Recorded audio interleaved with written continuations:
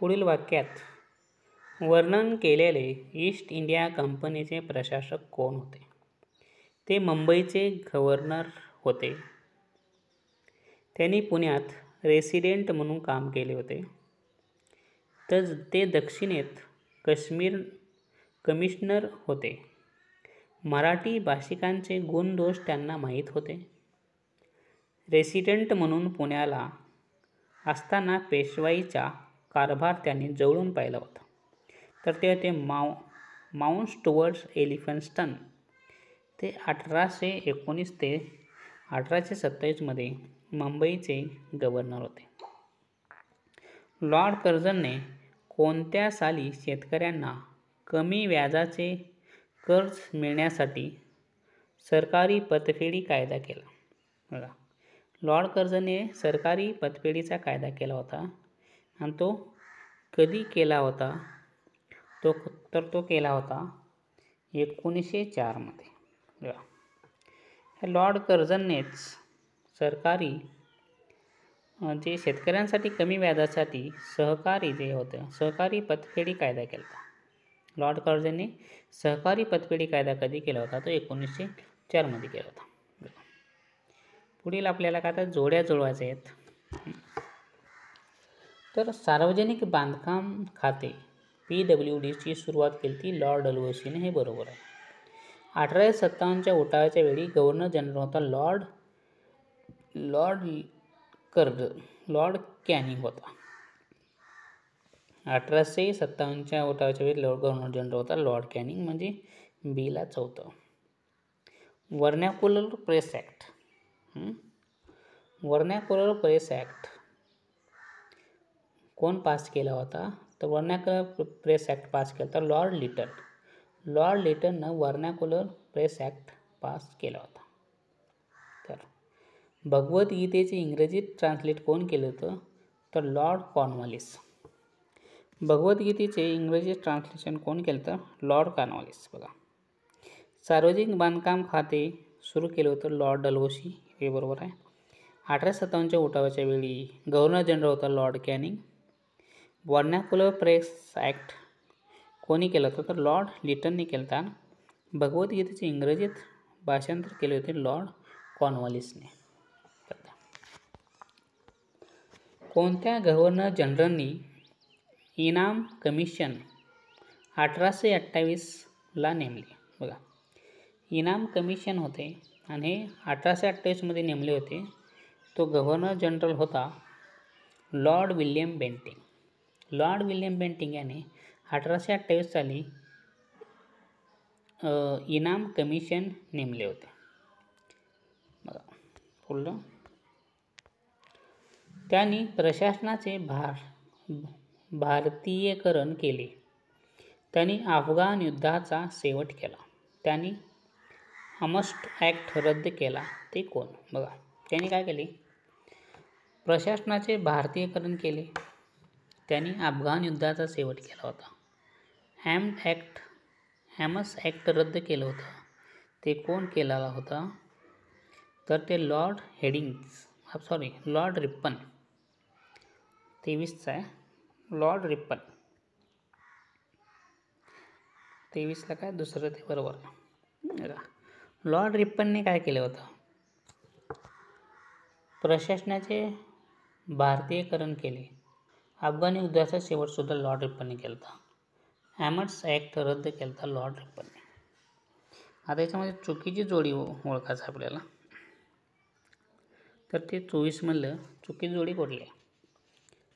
तर ॲल्बर्ट bill Lord Ripon, बरोबर आहे. ॲल्बर्ट बिल पण लॉर्ड रिपन होता. वूडचा खलिता लॉर्ड डलहौसी होता, बरोबर आहे. वूडच्या खलित्याला लॉर्ड डलहौसीच होता. भारतीय विद्यापीठ कायदा लॉर्ड कर्झनने केला. भारतीय विद्यापीठ कायदा लॉर्ड कर्झननेच केला होता, हे बरोबर आहे. चूक आहे, प्रथम भारतीय फॅक्टरी कायदा लॉर्ड लिटन, हे चुकीचं आहे. पुढलं बघूया आता 25चं. डॅशने PWD पब्लिक वर्क डिपार्टमेंट नावाने स्वतंत्र एक खाते निर्माण करून हिंदुस्थानात रस्त्याचे जाळेच निर्माण केले. त्याला माहीत आहे तो कोण होता? तो होता तर लॉर्ड डलहौसी. तो कोण होता? लॉर्ड डलहौसीच होता. खाली नमूद केलेली चीड आणणारी कृत्ये कोणाची होती? चीड आणणारी कृत्ये होती ते कोणाची होते ते सांगायचं. भारतीय नागरी सेवेत प्रवेश करायचे वय कमी करणे, वर्तमानपत्रावर स्वातंत्र्य नियंत्रण करणे. भारतीय जे नागरी सेवेचे प्रवेश वय कमी करून टाकलं. वृत्तपत्र जे होता त्या स्वातंत्र्यावर नियंत्रण घातले. 1857चा शस्त्र कायदा केला. ब्रिटिश उत्पादनावरील आयात कर काढून टाकले. तर हे सगळं कोण केलं होतं? तर ते केलं होतं लॉर्ड लिटन. लॉर्ड लिटननं काय करतं? भारतीय नागरी सेवेचे प्रवेशाचे वय होते ते कमी केलं. वर्तमानपत्रावर जे स्वातंत्र्य होते त्याच्यावर नियंत्रण आणलं तर लॉर्ड लिटननंच आणलं होतं. 1878ला शस्त्र कायदा केला लॉर्ड लिटनने. ब्रिटिश उत्पादनावरील आयात कर काढूनच टाकलं लॉर्ड लिटन यांनी. ब्रिटिश सत्तेदरम्यान जिल्हा अधिकाऱ्याकडील न्यायिक शक्ती कोण का हे काढून घेतलं. ब्रिटिश सत्तेदरम्यान जिल्हाधिकारी न्यायिक शक्ती होती हे कोण काढून घेतलं होतं? तर ते लॉर्ड कॉर्नवॉलिसनं काढलं होतं. भारतासंदर्भात वसाहत स्वराज्याची मागणी म्हणजे चांदोबाची मागणी. आता काय भारतासंदर्भात काय वसाहत किंवा स्वराज्याची मागणी म्हणजे चांदोबाची मागणी असं कोण म्हणलेलं होतं? तर ते भारतमंत्री मोर्ले. भारतमंत्री कोण होते? मोर्ले यांनी काय म्हणले? भारतासाठी वसाहत म्हणजे चांदोबाची मागणी मोर्लेने. खालील दुष्काळ आयोगाची त्यांची नियुक्ती वर्षानुसार कालानुक्रमे रचा. तर त्याला मॅकडोनल आयोग आणि लायन आयोग, कॅम्बेट आयोग आणि स्ट्रॉच आयोग. आता हे काय कालानुसार आपल्याला लावायचं आहे. तर 2 बरोबर आहे. पहिल्यांदा ते कॅम्बेल आयोग सुरुवातीला आलता, त्याच्यानंतर स्टॅची आयोग आलता, त्याच्यानंतर लायल आयोग आलता आणि मॅकडोनल आयोग नंतर आलता. बघा, कॅम्बेल आयोग आधी होता,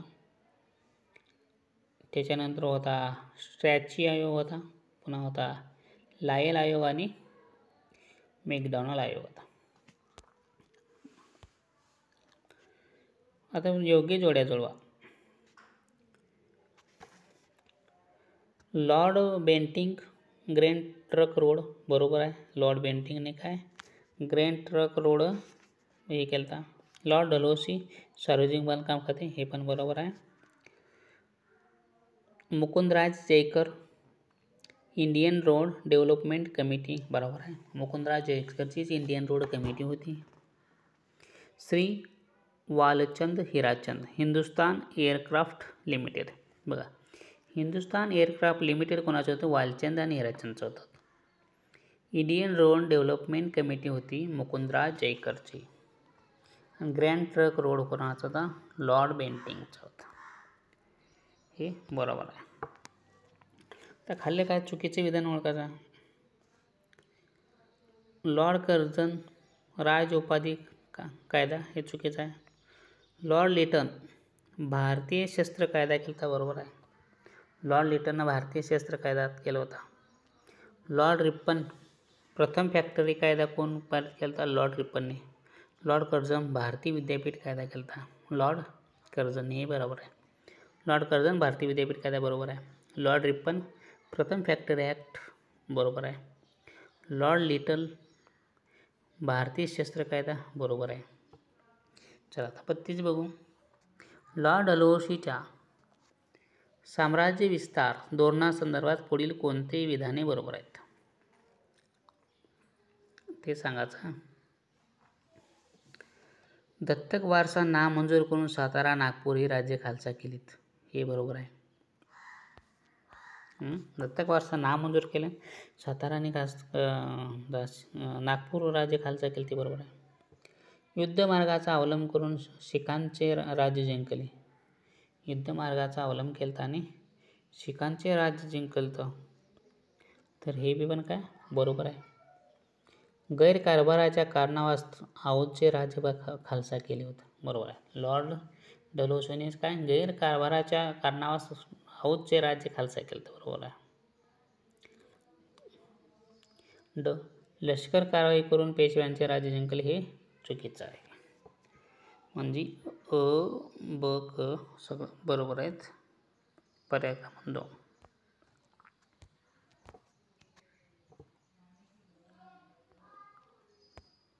बघा. 33 योग्य विधान ओळखायचं आहे. गव्हर्नर जनरलच्या कार्यकाळी मंडळावर नेमणूक झालेले सत्येंद्रनाथ प्रसन्न सिन्हा प्रथम भारतीय होते. हे बरोबर आहे. गव्हर्नर जनरलच्या कार्यकारी मंडळावर नेमणूक झालेले सत्येंद्र प्रसन्न सिन्हा हे प्रथम भारतीय होते. बरोबर आहे. सत्येंद्र प्रसन्न सिन्हा त्यानंतर एका प्रांताचे गव्हर्नर बनले गेले व त्यांची नेमणूक झाली इंग्रजांच्या काळातील दुसरे भारतीय होते. हे चुकीचं आहे. तर बरोबर विधान पहिलेच आहे फक्त अ बरोबर आहे. 33चं गव्हर्नर जनरलच्या जे काय कार्यकारी मंडळावर नेमणूक झालेले सत्येंद्र सिन्हा हे पहिलेच भारतीय होते. पुढील विधाने बघायचं आता ते योग्य विधान सांगायचं आपल्याला. पुढीलपैकी योग्य विधान सांगायचं आहे. एल्बर्ट बिलचा हेतू भारतीय न्यायाधीशाला भारतातील ब्रिटिश न्यायाधीशांच्या पातळीवर आणण्याचा होता. बघा, जे काय एल्बर्ट बिल आहे त्याचा हेतू काय होता, ते भारतातील जे न्यायाधीश आहेत भारतातील ब्रिटिश न्यायाधीशाच्या पातळीवर आणायचं होतं. हे काय तर बरोबर आहे. एल्बर्ट बिल मागे घेण्यात आले कारण त्याच्यात मसुदा चूक होता. हे चुकीचं. एल्बर्ट बिल पास झालं होतं पण काय दुरुस्त्या झाल्या होत्या. एल्बर्ट बिलचा हेतू काय होता, हे अच बरोबर आहे. जे काय भारतातले न्यायाधीश आहे त्यांना ब्रिटिशांच्या बरोबर काय त्या पातळीवर आणायचं होतं. चला पुढला. ईस्ट इंडिया कंपनीच्या भारतातील केवळ सत्ता विस्तारावर तो खुश नव्हता. ईस्ट इंडिया जी कंपनी होती ते भारतातील केवळ सत्ता विस्तार झाला त्याच्यावर खुश नव्हता. त्याला कंपनीची सत्ता भारतात मजबूत करायची होती. त्याला आधुनिक भारताचा निर्माता म्हणतात. तर ते कोण होतं? लॉर्ड डलहौसीच होता. लॉर्ड डलहौसी काय ईस्ट इंडियाची कंपनीच्या भारतातील केवळ सत्ता विस्तारावर तो खुश नव्हता. आज एक कंपनीची सत्ता भारतात मजबूत करायची होती. त्याला आधुनिक भारताचा निर्माता आहे तो लॉर्ड डलहौसी. चला, लॉर्ड कॉर्नवालिसच्या संदर्भात कोणती विधाने बरोबर आहेत? लॉर्ड कॉर्नवालिस प्रशासन व्यवस्थेचे शुद्धीकरण केले लॉर्ड कॉर्नवालिसनं. बरोबर आहे. पोलीस यंत्रणेचे आधुनिकीकरण केले होते. हे पण बरोबर आहे. दर 20 मैलावर पोलीस चौकी बसल्या होत्या. हे पण त्यांचं बरोबर. भारतीय लोकांना मोठ्या पदावर नेमले होते. हे चूक आहे. लॉर्ड कॉर्नवालिसनं प्रशासन व्यवस्थेचे शुद्धीकरण केलं होतं. पोलीस यंत्रणेचे आधुनिकीकरण केलं होतं. दर 20 मैलावर एक पोलीस चौकी त्यांनी बसवली होती.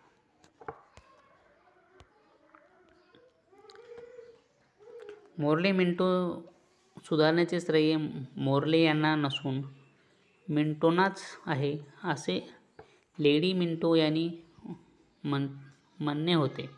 परंतु मोर्ले व्यापक सुधारक करून इच्छित होते म्हणून त्यांचेही मत होते. मोर्ले यांचा पत्र व्यवहारातील पुढीलपैकी कोणत्या सूचनेचे स्पष्ट होते? लोक सुधारणा करण्याच्या दिशेने आपण पावले उचलावीत. आपण सुधारणा केल्या नाहीत तर मागण्या वाढवितील यांचे राष्ट्रीय स्वरूप प्राप्त होईल. हे बरोबर आहे. तैनाती फौजेसंबंधी खालील दिलेल्या विधानापैकी कोणते विधान चुकीचे आहे? तर ते काय हिंदी राजांना इंग्लंडमध्ये जे काय हिंदी राजे होते त्यांना काय इंग्लिश ईस्ट इंडिया कंपनीच्या आधिपत्याखाली आणण्याचा प्रयत्न केला. बरोबर आहे. कंपनीच्या प्रदेशात वाढ करण्यासाठी केलेल्या प्रयत्नात मदत केली. बरोबर आहे. तैनाती फौजेमुळे दुसरे इंग्रज मराठा युद्ध झाले. हे बरोबर आहे. लॉर्ड रिपनने तैनाती फौज सुरू केली, चुकीचं. लॉर्ड वेलेस्लीने तैनाती फौज सुरू केली. पुढलं बघा. लॉर्ड डलहौसीने संस्थाने खालसा करताना दत्तक वारसा नामंजूर हे धोरण स्वीकारले होते.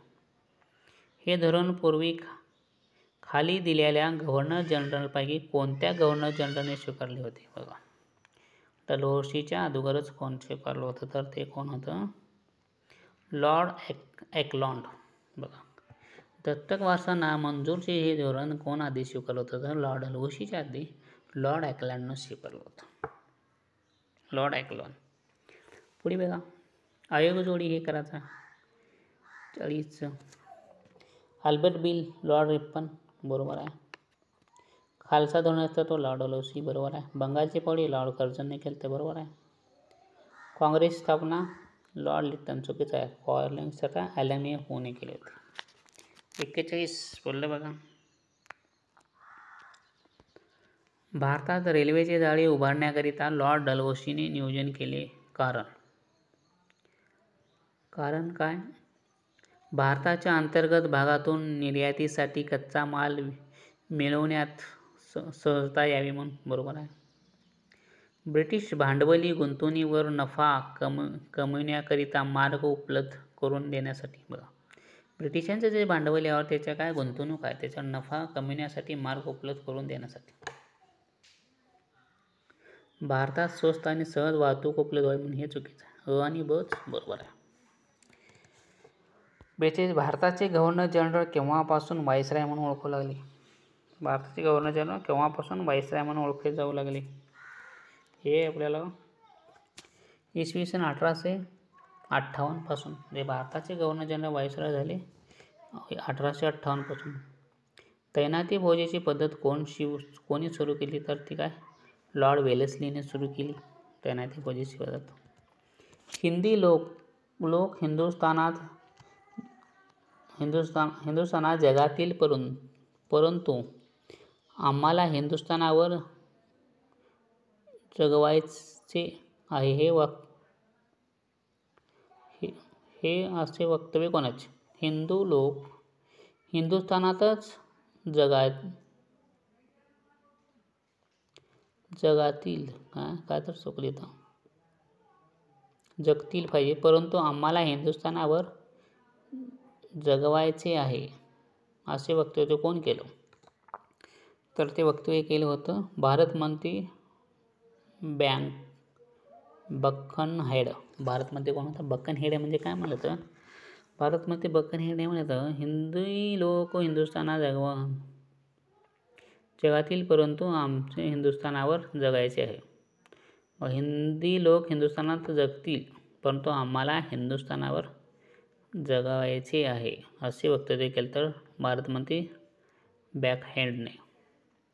कॉर्नवालिसने प्रत्येक जिल्ह्याचे आकारानुसार लहान विभाग करून प्रत्येक विभागावर कोणते हिंदुस्थानी अधिकारी नेमले होते? बघा, कॉर्नवालिसने काय करते? प्रत्येक जिल्ह्याचा आकारानुसार लहान विभाग केले आणि त्याने काय कोणत्या अधिकाऱ्याची नेमणूक केली तिथं? का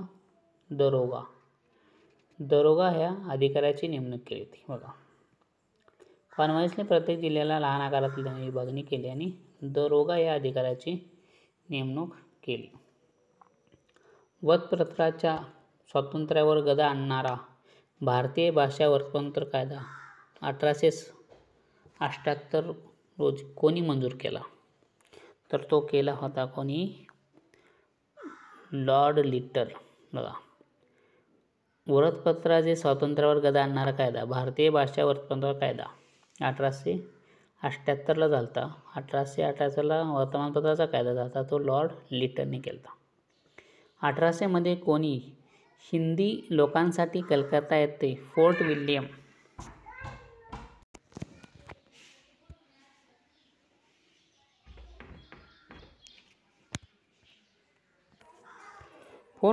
किल्ला बांधला होता? Lord Wellesley. 1800 मध्ये हिंदी लोकांसाठी कलकत्ता येथे फोर्ट विल्यम महाविद्यालयाची स्थापना केली होती कोणी? Lord Wellesley. किल्ला नाही, महाविद्यालय. 1800 मध्ये काय केलं? हिंदी लोकांसाठी कलकत्ता येथे पोर्ट विल्यम महाविद्यालयाची स्थापना केली ती लॉर्ड वेलेस्लीने. गव्हर्नर जनरल विल्यम बेंटिंकने कोणत्या सुधारणा केल्या? बघा, गव्हर्नर जनरल विल्यम बेंटिंकने कोणत्या सुधारणा केल्या होत्या? राज्यकारभारातील अनावश्यक पदे रद्द केली होती. बरोबर आहे. विल्यम बेंटिंकने राजकारभारामधली जी अनावश्यक पदे होती ती रद्द केली. कंपनीच्या नोकरांचे पगार कमी केले होते. तर काय, कंपनीचे जे नोकर होते त्यांचे पगार कमी करण्यात आले होते. पुन्हा काय, भत्ता देणे बंद करण्यात आले. भत्ता का मिळत होते बंद करण्यात आले. भारताला स्वातंत्र्य देण्याचे घोषित केले हे थोडं चुकीचं आहे. विल्यम बेंटिंकने भत्ता बंद केला, कंपनीच्या नोकरीचे पगार कमी केले, अनावश्यक पदे कमी केले होते, विल्यम बेंटिंकनेच केले होते. पुढे पहा, लॉर्ड डलहौसीने लष्कराच्या विकेंद्रीकरणासाठी कोणत्या सुधारणा केल्या? जे लष्कराचं ते लॉर्ड डलहौसीला विकेंद्रीकरण करायचं होतं त्याच्यासाठी त्यांनी काय सुधारणा केल्या? तर ते कोणत्या होत्या ते आपल्याला इथं काय सांगायचं. तर ते काय, भारतीय लष्करावर विश्वास ठेवला. लष्करावर विकेंद्रीकरण करण्यास सुधारणा केल्या. त्याबाबत खालीलपैकी कोणते विधान चुकीचे आहे ते बघायचं. चुकीचं सांगायचं आहे. बंगालमधील सैन्य मेरठ येथे नेले. हे बरोबर आहे. विकेंद्रीकरण करण्यासाठी लॉर्ड डलहौसीने बंगालमधले सैन्य मेरठला नेले होते. आणि कलकत्ता येथे असलेले युद्ध सामग्री मेरठला नेली. कलकत्त्याची युद्ध सामग्री कुठे नेली? मेरठला नेली. शिमला येथे भारताचे प्रमुख केंद्र उभारले. लॉर्ड डलहौसीने शिमला येथे भारताचे प्रमुख केंद्र विभागले. आणि त्यांना लष्कराच्या विकेंद्रीकरणासाठी कोणत्या सुधारणा केल्या तर ह्या सुधारणा केल्या होत्या. तर केलेली नव्हती ते काय, भारतीय लष्करावर विश्वास ठेवला नव्हता. हे काय केलेले नव्हते त्याने. चंदननगरचा प्रशासक या नात्याने डॅश यांनी आपल्या दूरदृष्टीचा व प्रशासकीय कौशल्याचा परिचय केला. तर कोण? डुप्ले. चंदननगरचा प्रशासक या नात्याने डुप्लेने आपल्या दूरदृष्टीचा व प्रशासकीय कौशल्याचा परिचय केला. डुप्ले. शासकीय कर्मचाऱ्यावर राष्ट्रीय काँग्रेसची संबंध ठेवण्यास कोणी बंदी घातली? तर ते काय शासकीय कर्मचारी होते. राष्ट्रीय काँग्रेसची संबंध ठेवण्यास कोण बंदी घातलं होतं? तर लॉर्ड डफरीनने. शासकीय कर्मचाऱ्याला काय म्हणलं? जे राष्ट्रीय काँग्रेस आहे त्यांचे संबंध ठेवण्यास बंदी घातली होती लॉर्ड डफरीनने. डॅश याने एका स्त्रीला सतीपासून परावृत्त करण्यासाठी बनारसपर्यंत प्रवास कर दिला व तिला सती जाण्यापासून परावृत्त केलं. तेव्हा एक महिला जी सती जात होती त्या सतीपासून तिला वाचवण्यासाठी बनारसपर्यंतचा प्रवास खर्च पण दिला आणि सती जाण्यापासून तिला वाचवलं. हे कोण केलं होतं? तर ते Henry Douglas Robertson. Henry Douglas Robertson. Henry रॉबर्टसनने काय सती जाण्यापासून बनारसपर्यंतचा खर्च दिला होता. हेनरी रॉबर्टसनने. इसवी सन 1848 ते 1856 या काळात अनेक संस्थाने कोणी खालसा केली? तर ते अनेक संस्थाने खालसा केली होती लॉर्ड डलहौसीने केलेली होती. 1919च्या इंडियन काउन्सिल ॲक्ट म्हणजे डॅश. आता 1919ला एक इंडियन काउन्सिल ॲक्ट झाला होता. ते म्हणजे काय? मॉडफोर्ड सुधारणा कायदा. बघा, मॉडफोर्ड सुधारणा कायदा म्हणजेच 1919चा council act, Indian council act.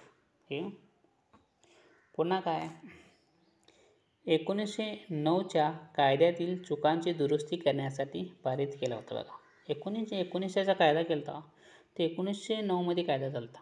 त्याच्या चुकाच्या दुरुस्ती करण्यासाठी 1909ला इंडियन काउन्सिल ॲक्ट आला म्हणजेच मॉडफोर्ड सुधारणा कायदा. हा कायदा होता. बरोबर. पुन्हा या कायद्याने भारतात जबाबदार राज्य पद्धतीच्या पायाभरणी केली. बघा, याच कायद्याने काय केली? भारतात जबाबदार राज्य पद्धतीचा पायाभरणी केली. मोर्ले मिंटो सुधारणा करणार नाही, हा वेगळा आहे.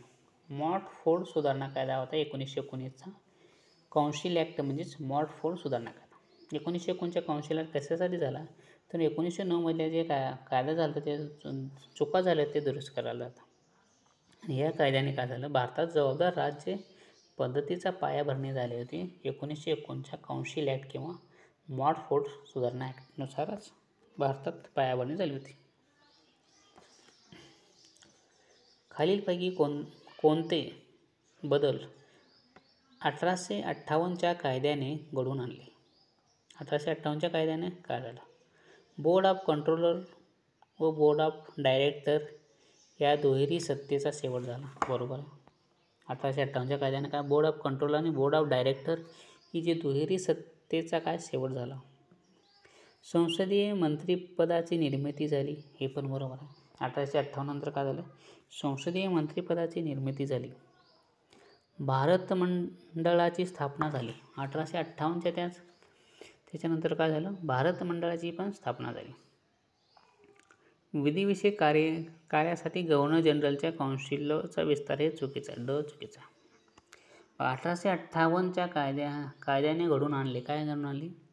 Board of control, board of director या दुहेरी सत्तेचा शेवट झाला. संसदीय मंत्रिपदाची निर्मिती झाली. भारत मंडळाची स्थापना झाली. बरोबर आहे. पुढे बघा, कलकत्ता सुप्रीम कोर्टाची स्थापना या कायद्याने करण्यात आली होती. कलकत्त्याला जे सुप्रीम कोर्ट होतं त्याची स्थापना कोण्या कायद्याने करण्यात आली तर 1773चा रेग्युलेटिंग ॲक्ट. बघा, कलकत्त्याला सुप्रीम कोर्ट स्थापन झालं तर 1773ला रेग्युलेटिंग ॲक्ट आला होता आणि त्याने कलकत्त्याची सुप्रीम कोर्टाची स्थापना झाली होती. पुढीलपैकी कोणते दोन विधाने योग्य आहेत ते बघा. 1919च्या कायद्याने मुसलमानासाठी खास मतदारसंघ सुचवले गेले होते, तर हे चुकीचं आहे. 1861च्या कायद्याने व्हाईसरायच्या कौन्सिलमध्ये बिगर शासकीय सदस्यांचे समावेश सुचविला होता, हे बरोबर आहे. 6व्याचं उत्तर आहे 2. पुढील दोन पैकी कोणते विधान योग्य आहे? 1919च्या कायद्याने मुसलमानासाठी खास मतदारसंघ सुचविले गेले, बरोबर आहे. 1861च्या कायद्याने व्हाईसरायच्या, हे काय चुकीचं आहे. योग्य उदाहरण आपल्याला सांगायचं आहे, फक्त एक बरोबर आहे. 1861च्या कायद्याने व्हाईसरायच्या कौन्सिलमध्ये बिगर शासकीय सदस्यांचा समावेश सुचविला गेला. बघा, 1861च्या जो कायद्याने काय केलं, व्हाईसरायच्या जे कौन्सिलमध्ये येतात बिगर शासकीय सदस्याचा समावेश सुचवला गेला होता त्यावेळेस. तिसरं बघा, ब्रिटिश साम्राज्यशाहीने कोणत्या कायद्याखाली ईस्ट इंडिया कंपनीकडून भारतात राज्यकारभार हाती घेतला? बघा, ब्रिटिश जे काय साम्राज्यशाहीने कोणत्या कायद्यातील ईस्ट इंडिया कंपनीकडून भारताचा राज्यकारभार हाती घेतला होता? तर ती government of India act 1858. Government of India act कधी आला? 1858 आला. आणि त्यांनी काय केलं, ब्रिटिश जे साम्राज्यशाही होते त्यांनी त्या कायद्याखाली ईस्ट इंडिया कंपनीचा जो राज्यकारभार आहे आपल्या हाती घेतला होता, गव्हर्नमेंट ऑफ इंडिया ॲक्ट 1858चा, बरोबर आहे. ब्रिटिश ईस्ट इंडिया कंपनीची भारतातील व्यापाराविषयक मुक्तेदारी कोणत्या कायद्याने संपुष्टात आली? आता ब्रिटिशांची जे व्यापाराविषयक मुक्तेदारी होती भारतात, ते कायदा करून तो संपवण्यात आला, तो 1813चा संधी कायदा होता. 1813चा संधी कायदा आला आणि ब्रिटिशांची जी व्यापारी मुक्तेदारी समाप्त झाली, ईस्ट इंडिया कंपनीची वर्ग.